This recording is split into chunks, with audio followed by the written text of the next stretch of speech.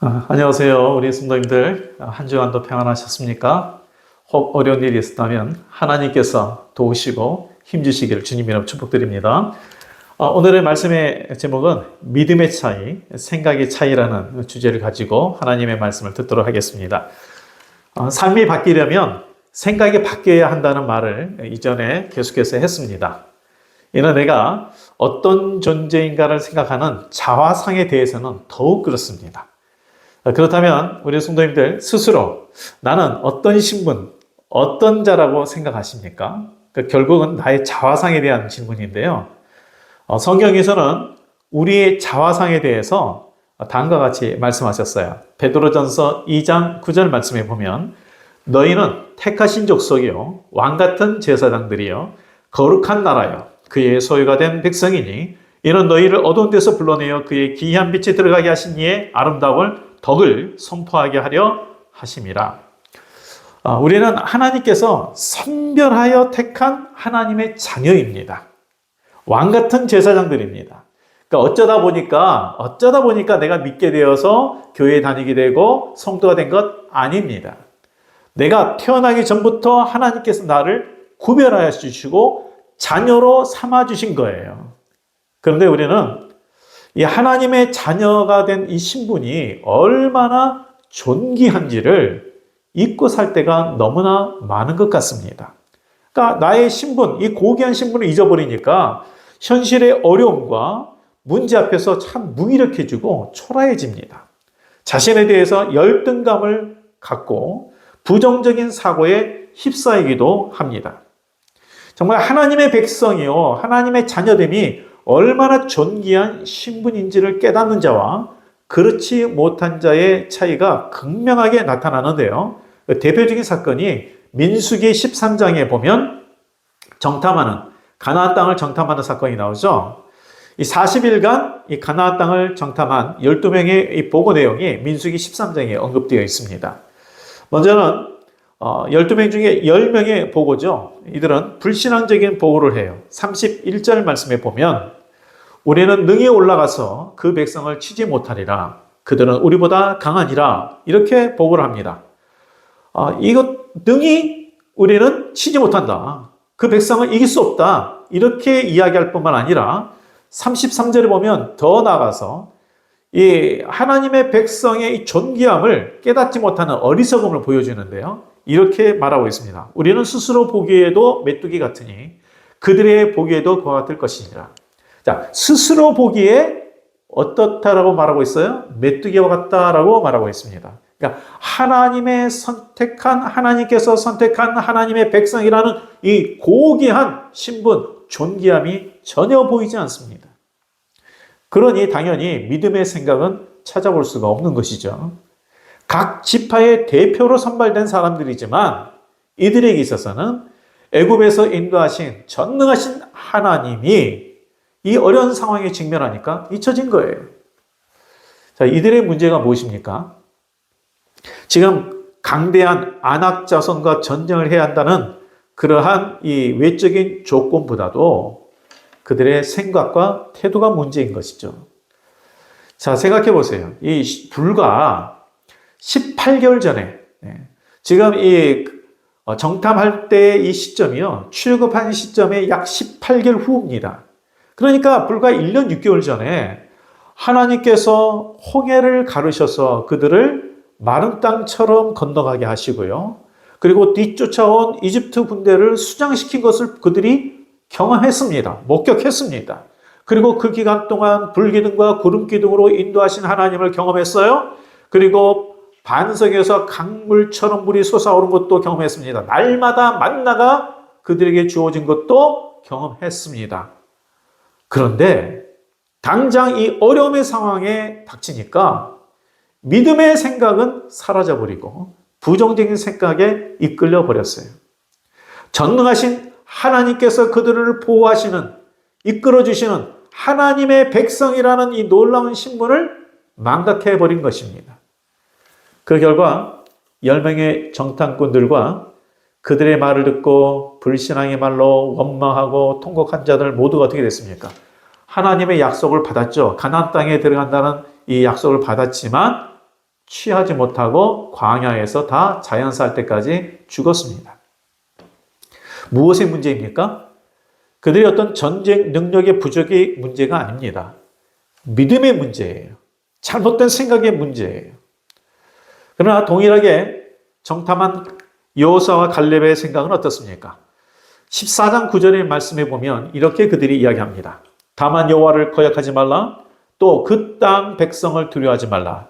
그들은 우리의 먹이라. 그들의 보호자는 그들에서 떠났고 여호와는 우리와 함께 하시느니라. 그들을 두려워하지 말라. 10명의 족장들은 스스로 메뚜기와 같다고 말하는데 갈렙과 여호수아는 뭐라고 했냐면 오히려 그들은 우리의 먹이다라고 말하고 있습니다. 모든 사람이 지금의 상황이 두렵고 위기의 상황이라고 말하는데 그들은 그렇기 때문에 우리 힘으로 안 되기 때문에 하나님의 역사할 기회라고 말하는 것입니다. 무엇이 동일한 대상을 보면서도 이렇게 상반된 자세를 갖게 하는 걸까요? 하나님의 우리와 함께 하신다는 믿음입니다. 바로 이것이 믿음의 차이이고요. 생각의 차이입니다. 이 갈렙과 여호수아는 어떤 상황에서도 하나님의 능력뿐만 아니라 함께 하심과 보호하심을 믿었습니다. 바로 그것이 신뢰입니다. 그런 신뢰를 통해 주어진 상황과 대상을 보니까 두려움이 없는 거예요. 나를 그분의 자녀로 삼은 하나님께서 보호하신 것을 아는데 절망과 좌절에 빠지겠습니까? 비록 두려움과 고난의 상황이 있어서 우리에게 힘들기는 하지만 하나님이 보호하신다는 믿음과 생각을 갖고 있다면 두려움에 사로잡히지 않습니다. 우리 성도님들, 생각이 결과를 낳잖아요. 생각이 바뀌면 결과가 바뀌고요. 또 말이 바뀌면 인생이 바뀝니다. 그것은 하나님께서 그렇게 하겠다라고 또 맹세까지 하셨어요. 민수기 14장 28절에 보면 이렇게 하나님 말씀하셨어요. 그들의 이르기를 여호와의 말씀에 내 삶을 두고 맹세하노라. 너희 말이 내 귀에 들린 대로 내가 너희에게 행하리니. 너희 말이 내 귀에 들린 대로 내가 행하겠다. 우리 성도님들, 우리의 생각을 바꾸고 말을 바꿔야 합니다. 믿음의 말로 바꾸고요. 소망의 말로 바꿔야 합니다. 혹 내 안에서 불평과 원망의 말이 더 많이 나온다면 내 생각과 내 말이 믿음과 거리가 있다면 믿음의 사고와 믿음의 말이 되도록 기도하셔야 됩니다. 그러면 하나님께서 내 귀에 들린 대로 너에게 행하겠다라고 말씀하셨기에 믿음의 역사가 일어날 것입니다. 그 어려운 상황들이 걸림돌이 되는 자가 있고요. 오히려 디딤돌로 삼는 자가 있습니다. 그게 무슨 차이입니까? 상황의 차이가 아닙니다. 조건의 차이가 아닙니다. 생각의 차이요, 믿음의 차이입니다. 벌써 오래전부터 그 학생 수가 감소해서 학교가 많이 폐교되고 있잖아요. 도시에서도 폐교되는 학교가 생기는데 뭐 지방 특별히 농촌은 오죽하겠습니까? 그런데 이런 상황에서도 농촌 오지에 있는 분교를 살린 사례가 종종 방송에 언급이 되는데요. 다큐 3일인가 거기에 이런 학교가 소개가 됐습니다. 이 울주군의 소마을의 산촌 분교, 버스가 하루에 4번밖에 안 다니는 해발 500m의 오지 마을입니다. 근데 분교를 하기에는 학생 수가 많아요. 2009년도에 분교 학생 수가 10명이었답니다. 그러면 지금 시간이 지났으니까 폐교돼야 되는 것이 일반적인데 오히려 학생 수가 32명이에요. 작년에 32명. 어떻게 이렇게 되느냐? 2018년부터 이 분교만의 특색 있는 방과 후 프로그램을 만들고 그러면서 현재는 7개 프로그램을 운영하고 있는데요. 자, 이 마을에서 도시에 있는 그 학생들이 이곳에 와서 좀 이렇게 자연을 벗삼고 또 1:1 교육도 하면서 이렇게 할 수 있도록 아주 특색 있는 프로그램을 만들었고요. 여러 가지 활동을 해요. 그래서 이 학생 수가 적어져서 본교는 폐교됐는데 분교는 오히려 이렇게 활성화되었습니다. 무엇의 차이입니까?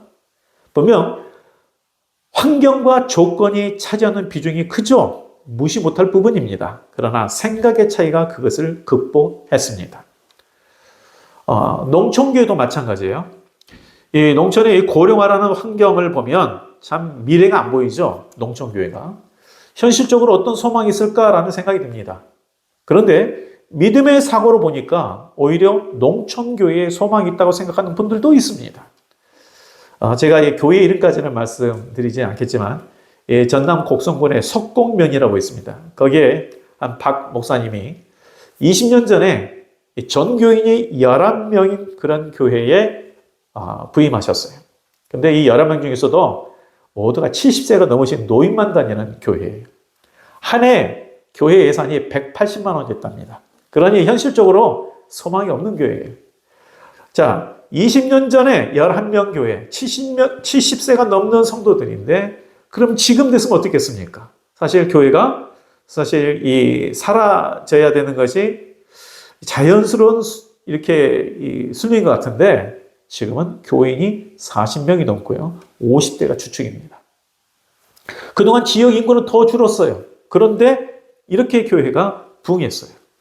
그래서 어떻게 그게 가능합니까? 어떻게 하나님이 인도하셨습니까? 물었더니 그 목사님이 대답해서 믿음의 차이를, 생각의 차이를 보게 되었습니다. 그 목사님은 농촌교회에 대한 오해가 너무 크다. 이게 뭐냐면 농촌교회는 고령화로 인해서 안 된다라는 거, 이거 철저히 오해다라는 거예요.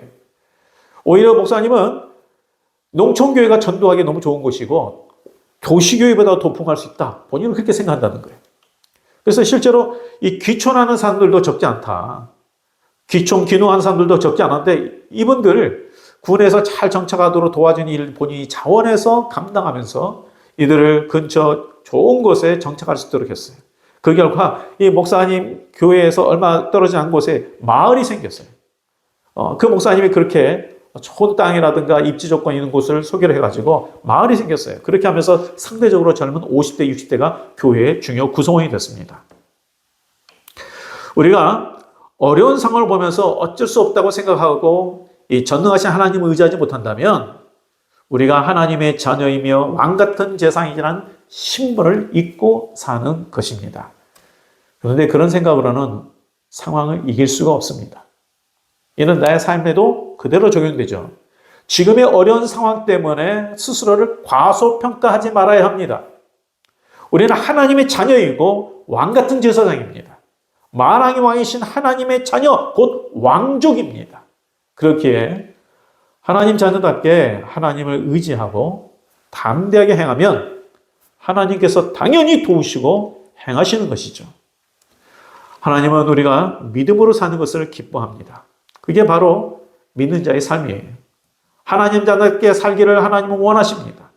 우리 성도님들, 전능하신 하나님이 우리 아버지가 되시고 지금도 나를 인도하시고 보호하십니다. 하나님께 맡기십시오. 믿음의 생각과 믿음의 말을 하십시오. 그러면 하나님이 인도하시고 어려운 상황도 이길 힘을 주십니다. 무엇보다 내가 전지전능한 하나님의 자녀라는 그 신분, 이 신분을 꼭 기억하십시오. 그러면 어려움과 고난의 상황에서도 담대할 수 있습니다. 믿음과 소망으로 이겨냅니다. 그래서 하나님의 역사를 경험하는 것이죠. 오늘날 국내적으로 어려움과 위기가 있는 상황입니다. 참 미래가 많이 어둡습니다. 현실적으로 그렇잖아요. 그러나 이러한 때에 두려워하지 마십시오. 하나님은 우리의 보호자가 되십니다. 나는 하나님의 자녀입니다. 이 신분을 기억하고 하나님 자녀답게 믿음의 사고로 삶으로 말미암아 하나님의 보호하심과 하나님의 도우심과 역사를 경험하는 우리 모든 성도님 되시기를 주님의 이름으로 축복드립니다. 우리 모든 하나님의 자녀에게 주의 은혜가 넘치기를 다시 한번 축복합니다.